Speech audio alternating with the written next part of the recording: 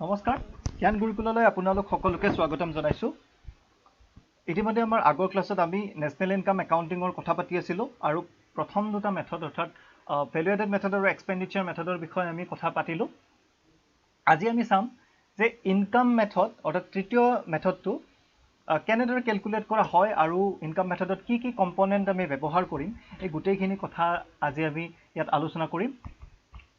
So প্ৰথমে মই লিখি দিছো আমাৰ তৃতীয় মেথডটো নেশনেল ইনকাম একাউন্টিংৰ income method okay income method so ইয়াতেও নামটো চাই ক'ব পাৰি যে ইকোনমিখনৰ বেলেগ বেলেগ সেক্টৰৰ বা বেলেগ বেলেগ সেক্টৰত জড়িত মানুহৰ যেটো ইনকাম সেই ইনকামটো যোগ কৰি গলে তাৰ পৰা আমি নেশনেল ইনকামটো আলটিমেটলি ক্যালকুলেট কৰিব পাৰিম ৰাইট সো বেলেগ বেলেগ কম্পোনেন্ট খিনি চাও যে প্ৰথমে চাও যে ইনকাম কেনেকুৱা বেলেগ বেলেগ ধৰণৰ হ'ব পাৰে ঠিক আছে সো প্ৰথম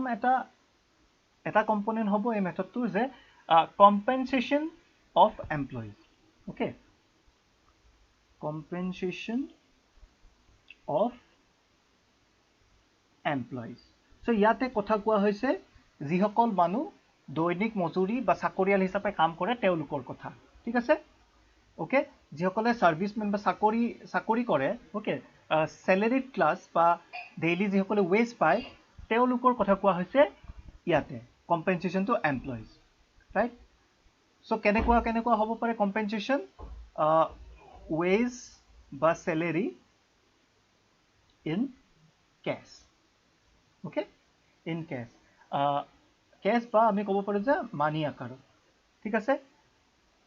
so এইটো হল যে এজন মানুহ সাপোজ এটা কোম্পানীত তেও কাম কৰে ওকে so monthly তেও দৰমহা পায় কিমান দৰমহা পায় সে সাপোজ তেও monthly দৰমহা পায় 30000 so সেই মানুহজনৰ বাবে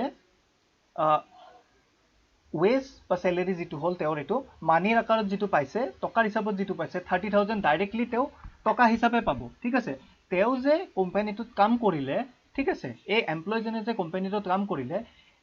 তেওৰ কামৰ কম্পেনসেশন হিচাপে তেও 30000 মান্থলি তেও দিয়া হয় আৰু সেইটো হ'ব তেওৰ আমি কিহত ধৰিম যে wages or salary in cash or money ঠিক আছে কাৰণ এটো মানিৰ হিচাপত ডাইৰেক্টলি তেও দিয়া হৈছে দ্বিতীয় এটা হ'ব পাৰে যে wages in kind অৰ্থাৎ কেনেকুৱা হ'ব পাৰে যে ডাইৰেক্টলি তেও টকাৰ পৰিমাণটো নিদি বা টকা ডাইৰেক্টলি তেও মানি হিচাপে নিদি কি কৰিব পাৰে যে ফ্ৰী তে ট্ৰেভেল এলাউন্স দিব পাৰে ওকে ট্ৰেভেল এলাউন্স বা ফ্ৰী বাস সাৰ্ভিস দিলে সাপোজ ওকে তাৰ লগে লগে তেওঁৰ যাতায়াতৰ খৰচটো তেওঁৰ নোহোৱা হৈ গল ওকে বা তেওঁ যেটো অহা যোৱা কৰে তেওঁৰ কামত কোম্পানীৰ কামত তেওঁ যিখিনি অহা যোৱা কৰে তাৰ বিনিময়ত তেওঁ ট্ৰেভেল এলাউন্স দিয়া হল ওকে হেতু এটা হ'ব পাৰে বা এক্সট্ৰা বোনাস দিয়া হল হেতু এটা হ'ব পাৰে দেন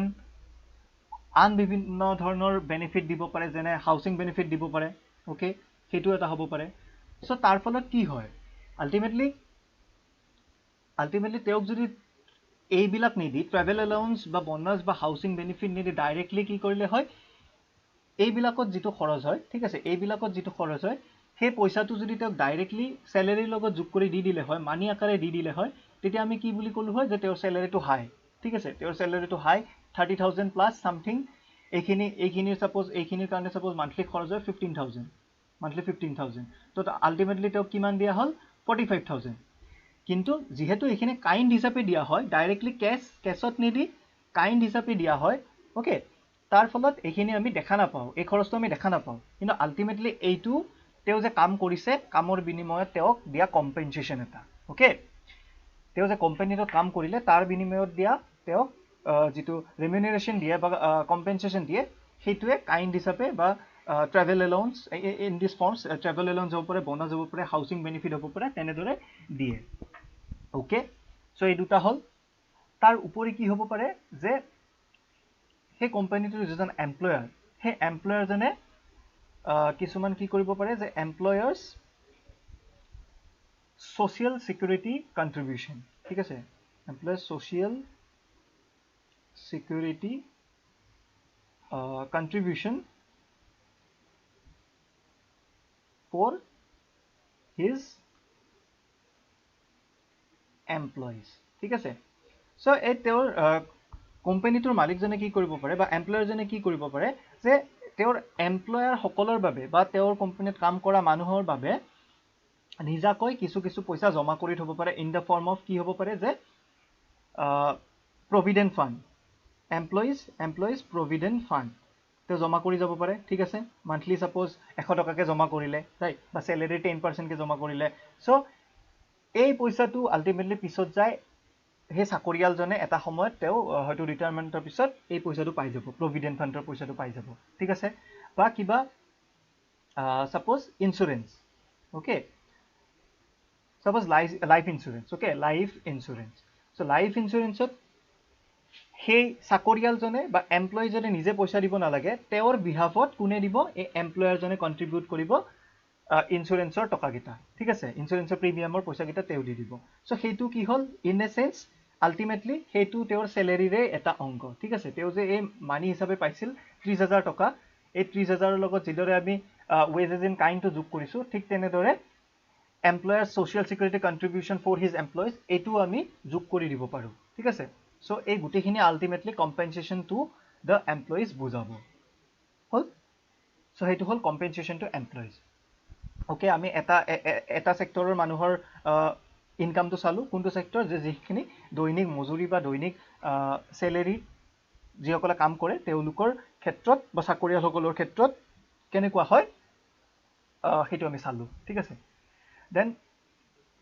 কি হ'ব পাৰে যে এটা হ'ব পাৰে ৰেন্ট বা ৰয়েলটি ঠিক আছে ৰেন্ট বা ৰয়েলটি ন ৰেন্ট আৰু ৰয়েলটি কেনেকুৱা হয় সাপোজ মোৰ এডুখৰা মাটি আছে মোৰ এটুকুৰা প্লট অফ ল্যান্ড আছে এই প্লট অফ ল্যান্ড মই এটা কোম্পানী সাপোজ কোম্পানী এ লিজত দি দিলো ঠিক আছে কোম্পানী এ প্ৰতি মাহে মাহে এভৰি মান্থ মোক এটা পইচা দিয়ে ঠিক আছে তাৰ বিনিময়ত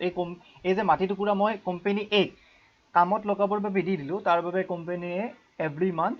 মোক সাপোজ 10000 rupees দিয়ে সো এই 10000 rupees আন একো নহয় এইটো হ'ব ৰেন্ট এই মাটি টুকুৰা ব্যৱহাৰ কৰিব দিয়াৰ বাবে এই মাটি টুকুৰাৰ ওপৰত মোক এটা ৰেন্ট দিব ওকে এটো হ'ল ৰেন্ট ঠিক তেনেদৰে ৰয়েলটি এক প্ৰকাৰৰ ৰেন্টে হয় আলটিমেটলি কেনেকুৱা হয় কিছুমান স্পেসিফিক বস্তু যেনে suppose natural gas okay natural gas বা ক্ৰুড অইল কি হয় কেতিয়াবা কাৰোবাৰ সাপোজ মোৰ ঘৰৰে মাটি খান্দি থাকোতে মই পালো যে মোৰ ঘৰৰ মাটিত নেচাৰেল গ্যাসৰ ৰিজাৰ্ভ আছে ঠিক আছে নেচাৰেল গ্যাসৰ ৰিজাৰ্ভ আছে ওকে তো মই কি কৰিব পাৰো যে এই যে নেচাৰেল গ্যাসখিনি এইখিনি এটা কোম্পানীক সাপোজ অইল ইণ্ডিয়া লিমিটেডক মই কি কৰিব পাৰো তেওঁলোকক দি দিব পাৰো যে আপোনালোকে ইয়াৰ পৰা নেচাৰেল গ্যাস খনন কৰক তাৰ পৰা সেইখিনি পৰিশোধন বা ৰিফাইন কৰি তেওঁলোকে পৰৱৰ্তী সময়ত কেনেদৰে তাৰ পৰা বিজনেস চলাই তেওঁলোকে সেইবিলাক কৰি থাকিব ঠিক আছে তাৰ বাবে মই যেতিয়া সেই মোৰ মাটিত তেওঁলোকক কাম কৰি যাবলৈ অনুমতি দিম তাৰ বিনিময়ত তেওঁলোকে যে মোৰ মাটিত থকা নেচাৰেল গ্যাস বা ক্ৰুড অইল ব্যৱহাৰ কৰিলে ঠিক আছে তাৰ বিনিময়ত তেওঁলোকে মোক এক প্ৰকাৰৰ এটা ৰেন্ট দিব আৰু সেই ৰেন্টক আমি কওঁ ৰয়েলটি বুলি ওকে সো সেই ৰেন্টক আমি কওঁ ৰয়েলটি বুলি বেসিক্যালি যেতিয়া আমি কোৱেশ্চনত দেখিম কোৱেশ্চনত জেনাৰেলি ৰেন্ট হিচাপে একেলগে দি দিব ৰয়েলটি বুলি নিদিয়ে কিন্তু যদি স্পেসিফিকত যাও তেতিয়া আমি ক'ব পাৰো যে ৰেন্ট আৰু ৰয়েলটি যদিও দেখা থাকে অলপ বেলেগ ৰেন্টটো বেসিক্যালি মাটিৰ ক্ষেত্ৰত দিয়া হয় আনহাতে ৰয়েলটিটো কিহত দিয়া হয় যে কিছুমান স্পেসিফিক বস্তু নেচাৰেল গ্যাস হওক ক্ৰুড অইল হওক তেনেকুৱা কিছুমান স্পেসিফিক বস্তু কাৰোবাক ব্যৱহাৰ কৰিবলৈ দিয়াৰ বিনিময়ত যেটো ৰেন্ট দিব হেতু হল ৰয়েলটি ওকে হেতু হল ৰয়েলটি হল সো দুটা প্ৰকাৰৰ ইনকাম আমি চালু এতিয়ালৈকে তৃতীয় প্ৰকাৰলৈ চাও যে তৃতীয় প্ৰকাৰৰ ইনকামটো কি হ'ব পাৰে interest on capital okay interest on capital suppose মই কি কৰিলো suppose as an individual আছিল a okay এৰ হাতত বহুত এক্সট্ৰা পইচা আছে ধৰি ললো 1 লাখ টকা এক্সট্ৰা পৰি আছে ঠিক আছে সো suppose আৰু এজন মানুহ আছে b কি কৰিব গৈছে b এটা কোম্পানী খুলিব গৈ আছে যাৰ বাবে তেওঁক পইচা লাগে ঠিক আছে তেওঁ বিজনেসটো কৰিবৰ বাবে আৰম্ভ কৰিবৰ বাবে তেওঁক টকা লাগে কিমান টকা লাগে ধৰি ললো 1 লাখ টকা লাগে তো কি কৰিব পাৰে individual A 1 লাখ টকাটো কোম্পানী B দি দিব পাৰে as a company B borrow কৰা হিচাপে বা individual A lend কৰা হিচাপে ধাৰত দি দিব পাৰে ঠিক আছে এই ক্ষেত্ৰত কোম্পানী এ হ'ব লেণ্ডাৰ, কোম্পানী বি হ'ব বৰুৱা, ঠিক আছে। চ' তাৰ বিনিময়ত কি কৰিব, কোম্পানী বিয়ে এই 1 লাখ টকাৰ ওপৰত ইণ্ডিভিজুৱেল এক এটা পাৰ্টিকুলাৰ এমাউণ্ট, এটা percent of rate of interest, এটা পাৰ্চেণ্ট ৰেট অফ ইণ্টাৰেষ্ট তেওঁ দি থাকিব। অ'কে, সেই প্ৰিন্সিপাল এমাউণ্টটো অৰ্থাৎ 1 লাখ টকাটোতো ঘূৰাই দিবই এটা সময়ৰ পিছত, তাৰ লগতে প্ৰতি বছৰে বা এটা তাৰ পাৰ্টিকুলাৰ টাইম পিৰিয়ডৰ ভিতৰত এটা ইণ্টাৰেষ্ট দিব, ঠিক আছে, এটা ৰেট অফ ইণ্টাৰেষ্ট এক্সট্ৰা দিব। অ'কে ৰাইট, আমি জেনেৰেলি দেখোৱেই যে বেংকৰ ক্ষেত্ৰত দেখোঁ বা আমি সঞ্চয়, আমাৰ যে ওচৰে পাজৰে ক্ষুদ্ৰ সঞ্চয়বিলাক থাকে, আত্মসহায়ক গোটবিলাকৰ সঞ্চয় আদি থাকে, তাত আমি দেখোঁ যে কি কৰে, তেওঁলোকে কি কৰে যে বেংকটোৱে হওক বা তেনেকুৱা ক্ষুদ্ৰ সঞ্চয়ে হওক, তেওঁলোকে এটা পাৰ্টিকুলাৰ এমাউণ্ট অফ মানি এজন ইণ্ডিভিজুৱেলক দি দিয়ে, মানুহ এজনক দি দিয়ে, ঠিক আছে, আৰু সেই মানুহজনে সেই পইচাৰে কিবা বিজনেছ কৰি উঠি এই বেংক বা সঞ্চয়ক আকৌ সেই পইচাটো ঘূৰাই দিব আৰু তাৰে লগতে এটা এক্সট্ৰা এমাউণ্ট এটা দি দিয়ে, ঠিক আছে। সেই এক্সট্ৰা এমাউণ্টটো আন একো নহয়, সেই এক্সট্ৰা এমাউণ্টটোৱে হ'ল ইণ্টাৰেষ্ট, ঠিক আছে, সেই এক্সট্ৰা এমাউণ্টটোৱে হ'ল ইণ্টাৰেষ্ট। অ'কে, আৰু কেপিটেল বুলি যে কওঁ, এই কেপিটেলটো বেলেগ একো নহয়, সেই এমাউণ্ট অফ মানি, ঠিক আছে, সেই এমাউণ্ট অফ মানি যিটো আমি বেলেগক দিম, ধাৰত দিম, সেই মানিটোৱে হ'ব কেপিটেল। অ'কে, সেই পইচাটো ব্যৱহাৰ কৰি এই মানুহজনে, আমাৰ এক্সাম্পলটোত আমি দেখিলোঁ যে এই মানুহজনে সেই তেওঁৰ 1 লাখ টকা ব্যৱহাৰ কৰি তাৰ ওপৰত ইণ্টাৰেষ্ট ইনকাম এটা পায়। অ'কে, চ' 3 নম্বৰ ইনকাম টাইপটো হ'ল ইণ্টাৰেষ্ট। ইণ্টাৰেষ্ট আমি কেনেকৈ পাব পাৰোঁ, আমি বেলেগক ধাৰত টকা দি, অ'কে, বেলেগক ধাৰত টকা দি আমি তাৰ ওপৰত ইণ্টাৰেষ্ট পাব পাৰোঁ। অ'কে, চ' সেইটো হ'ল interest on capital, right. Then আৰু এটা কি হ'ব পাৰে যে আন এটা হ'ব পাৰে প্ৰফিট। অ'কে, এটা হ'ব পাৰে প্ৰফিট। প্ৰফিট কি? প্ৰফিট হ'ল কোম্পানী এটাই যেতিয়া আমি যদি চাওঁ, প্ৰফিট বুলি ক'ব গ'লে আমি অলৰেডি মাইক্ৰ' ইকনমিক্সত এটা কথা পাইছিলোঁ নহয়, যে profit is equals to total revenue minus total কষ্ট। অ'কে, অৰ্থাৎ কি যে কোম্পানীটোৱে তেওঁলোকে যিমান বস্তু প্ৰডিউচ কৰিছে, সেই বস্তু প্ৰডিউচ কৰি মাৰ্কেটত চেল কৰি যিমানখিনি টকা পাব, তাৰ পৰা সেই বস্তুখিনি বনাওঁতে হোৱা খৰচটো যদি আমি মাইনাছ কৰি দিওঁ বা কষ্টটো যদি আমি মাইনাছ কৰি দিওঁ, তেতিয়া আমি পাই যাওঁ প্ৰফিট। অ'কে, অৰ্থাৎ কোম্পানী এটাই যদি তেওঁলোকে বনোৱা বস্তুখিনি বজাৰত বেছি ছাপ'জ পালে 1 লাখ টকা, আনহাতে তেওঁলোকৰ কষ্ট কিমান হৈছিল, খৰচ হৈছিল সেই একেই বস্তুখিনি প্ৰডিউচ কৰোঁতে বা বনাওঁতে তেওঁলোকৰ খৰচ হৈছিল ছাপ'জ 50,000, ঠিক আছে। চ' 1 লাখৰ পৰা 50,000 মাইনাছ কৰি দিলে আমি পাই যাম 50,000। এই 50,000টো হ'ব কোম্পানীটোৰ প্ৰফিট, ঠিক আছে। এই 50,000 আন একো নহয়, এয়া হ'ব কোম্পানীটোৰ প্ৰফিট। অ'কে, হ'ল প্ৰফিট আমি বুজি পালোঁ। কিন্তু প্ৰফিটটো বেলেগ বেলেগ ফৰ্মত থাকিব পাৰে। কেনেকুৱা ফৰ্মত থাকিব পাৰে, যে এই যে টোটেল ৰেভিনিউৰ পৰা টোটেল কষ্টটো মাইনাছ কৰি আমি যিটো প্ৰফিট পালোঁ, এই প্ৰফিটটো কি হ'ব, এটা হ'ব যে কোম্পানীটোৰ যিবিলাক শ্বেয়াৰ হোল্ডাৰ থাকে, ঠিক আছে, অৰ্থাৎ আমি যদি চাওঁ, এটা ডাঙৰ কোম্পানী চাওঁ, অ'কে, এটা ডাঙৰ কোম্পানী ছাপ'জ ধৰি ল'লোঁ ৰিলায়েন্স ইণ্ডাষ্ট্ৰিজ। এতিয়া ৰিলায়েন্স ইণ্ডাষ্ট্ৰিয়ে কি কৰে, গোটেই ৰিলায়েন্স ইণ্ডাষ্ট্ৰিটো আম্বানীয়ে নিজেই নচলায়, ঠিক আছে, অকল আম্বানীৰে পইচা নাথাকে, ৰাইট। তাতে সাধাৰণ মানুহেও ৰিলায়েন্সে ইছ্যু কৰা শ্বেয়াৰবিলাকত পইচা লগাব পাৰে, ঠিক আছে। এইটো এটা কমপ্লিকেটেড কনচেপ্ট, এতিয়া হয়তো তোমালোকে বুজি নাপাবা, কিন্তু কি হয় যে শ্বেয়াৰ মাৰ্কেটৰ নাম চাগে বহুতে শুনিছা, ৰাইট। শ্বেয়াৰ মাৰ্কেটত বেলেগ বেলেগ কোম্পানীৰ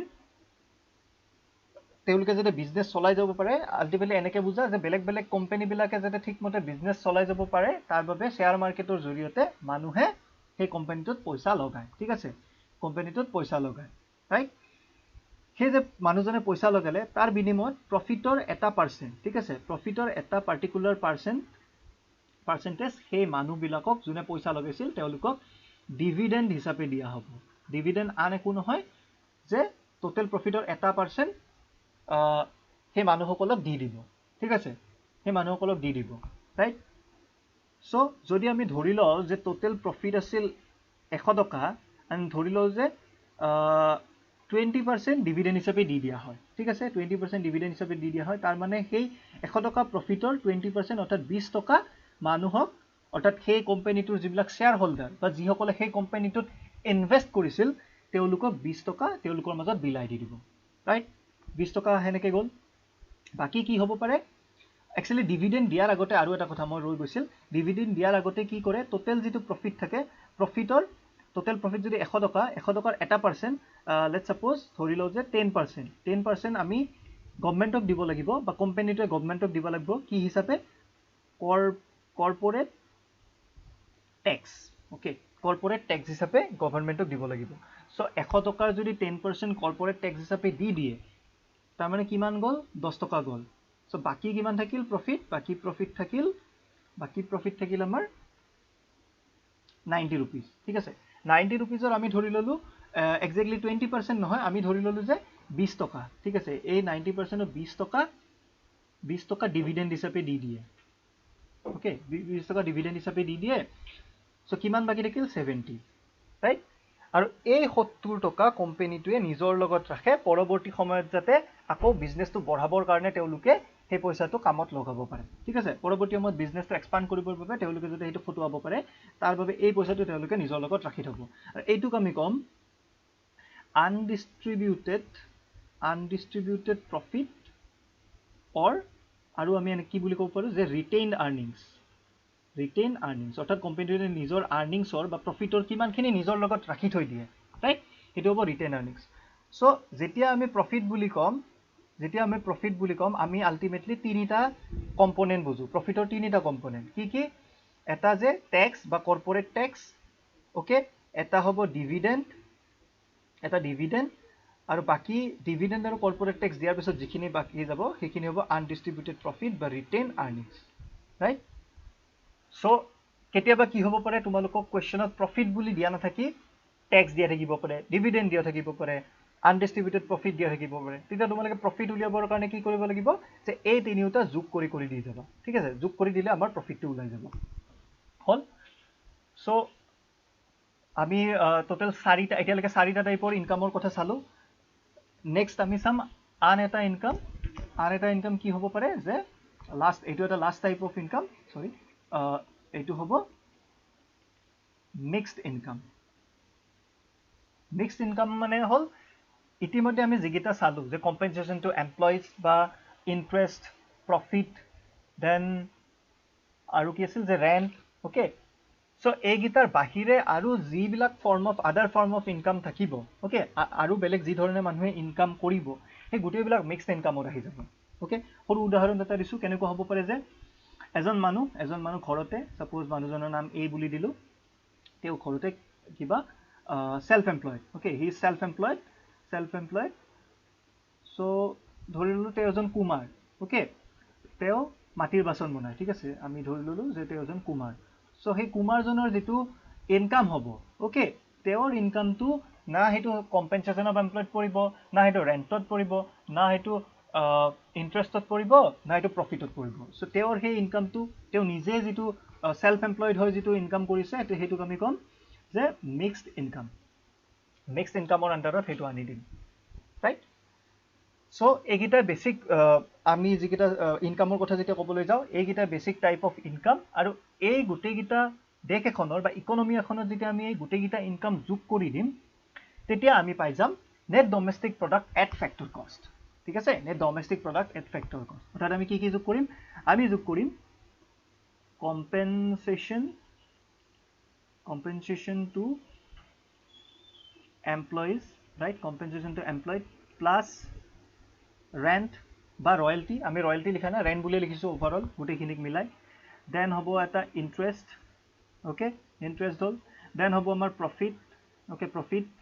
আৰু লাষ্ট আমাৰ মিক্সড ইনকাম ওকে এই পাঁচটা টাইপৰ ইনকাম যদি আমি যোগ কৰি দিম আমি পাই যাম net domestic product at factor কষ্ট ৰাইট আমি পাই যাম net domestic product at factor কষ্ট আৰু ইয়াৰে যে এই তিনিটা কম্পোনেন্ট আছে অৰ্থাৎ ৰেন্ট ইন্টাৰেষ্ট আৰু প্ৰফিট এই তিনিটাক একেলগে কোৱা হয় অপাৰেটিং সাৰপ্লাস এই তিনিটা কি বুলি কোৱা হয় অপাৰেটিং সাৰপ্লাস সো কেতিয়াবা কোৱেশ্চনত কি থাকিব পাৰে যে তোমাক কম্পেনসেশন টু এমপ্লয়িজ দিয়া আছে তোমাক মিক্সড ইনকাম দিয়া আছে আৰু তাৰ লগতে অপাৰেটিং সাৰপ্লাস বুলি দিয়া আছে সো তেতিয়া তুমি থপমত খাই নাযাবা যে ৰেন্ট দিয়া নাই ইন্টাৰেষ্ট দিয়া নাই প্ৰফিট দিয়া নাই মই কেনেকৈ নেশনাল ইনকাম উলিয়াম নাই ভয় খাব নালাগে কাৰণ অপাৰেটিং সাৰপ্লাস বুলি যদি কৈছে তাতে আলটিমেটলি ৰেন্ট ইন্টাৰেষ্ট আৰু প্ৰফিট তিনিটা যোগ হৈ আছে ঠিক আছে এই তিনিওটা ইয়াতে যোগ হৈ আছে হল সো আমি পালো এনডিপিএফসি সিম্পল এনডিপিএফসিৰ পৰা যদি আমি নেশনাল ইনকাম উলিয়াব লাগে তাৰ মানে আমি কি কৰিব লাগিব নেট আমাক দিয়া আছে দেন ফ্যাক্টৰ কষ্ট আমাক দিয়া আছে আমাক খালি চেঞ্জ কৰিব লাগে এই ডি2 অৰ্থাৎ ডমেষ্টিকৰ পৰা আমি নেশনাল কৰিব লাগে যেটোৰ কাৰণে আমি কি কৰিব লাগিব প্লাস এনএফআইএ এন্ড এনএফআই প্লাস কৰি দিলে আমি পাই যাম নেট ন্যাশনাল প্ৰডাক্টেড ফ্যাক্টৰ কষ্ট বা ন্যাশনাল ইনকাম ঠিক আছে সো এনেদৰে ইনকাম মেথডৰ জৰিয়তে আমি ন্যাশনাল ইনকামটো ক্যালকুলেট কৰিব পাৰো পৰৱৰ্তী ক্লাছত আমি এটা উদাহৰণৰ সহায়ত চাম কেনেদৰে আমি এটো ক্যালকুলেট কৰো ঠিক আছে ধন্যবাদ আৰু তোমালোকলৈ এটা ৰিকুৱেষ্ট কৰিম যদি তোমালোকে আমাৰ ভিডিঅ'সমূহ চাই ভাল পাইছা তেনেহলে প্লিজ লাইক কৰা সাবস্ক্ৰাইব কৰা শ্বেয়াৰ কৰা আমাৰ ভিডিঅ'বিলাক আৰু যদি কিবা ডাউট আছে বা কিবা আমাক সাজেশন দিব বিচাৰা তেনেহলে প্লিজ কমেন্ট সেকশনত জনাই দিবা আমাক ধন্যবাদ